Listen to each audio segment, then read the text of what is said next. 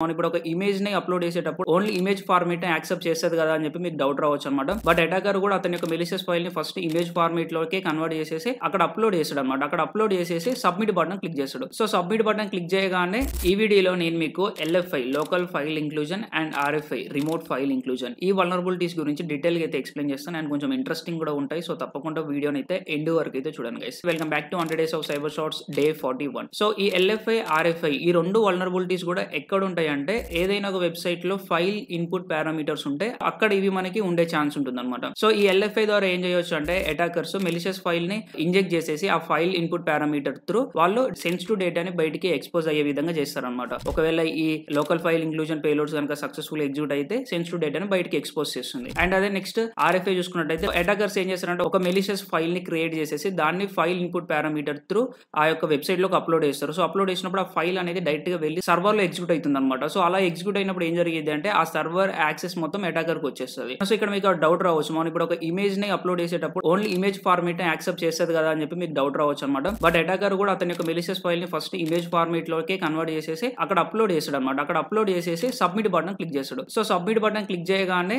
Browser నుంచి server కి వెళ్ళే రిక్వెస్ట్ ని మధ్యలో బబ్సూట్ లాంటి సాఫ్ట్వేర్స్ యూజ్ చేసి క్యాప్చర్ చేస్తాడు అనమాట. రిక్వెస్ట్ ని క్యాప్చర్ చేసి ఆ రిక్వెస్ట్ లో ఈ ఫైల్ ఉంటుంది ఆల్రెడీ. సో అక్కడ ఆ ఫైల్ యొక్క ఫార్మేట్ ని చేంజ్ చేస్తాడు. JPG ని తీసేసి తనకు కావాల్సిన ఎగ్జిక్యూటబుల్ ఫార్మేట్ లోకి మార్చేసి ఆ రిక్వెస్ట్ ని సర్వర్ కి ఫార్వర్డ్ చేస్తాడు అనమాట. సో ఈ రిమోట్ ఫైల్ కనుక సక్సెస్ఫుల్ గా సర్వర్ లో కనుక ఎగ్జిక్యూట్ అయినట్టయితే కంప్లీట్ సర్వర్ కంట్రోల్ అనేది అటాకర్ కి వచ్చేస్తుంది గైస్. అండ్ అలాగే ఈ వల్నరబిలిటీస్ యొక్క ఇంపాక్ట్ కూడా నేను ఈ వీడియో డిస్క్రిప్షన్ లో అయితే మెన్షన్ చేశాను అనమాట. ఒకసారి వెళ్ళి చెక్అవుట్ చేయండి. Thank you.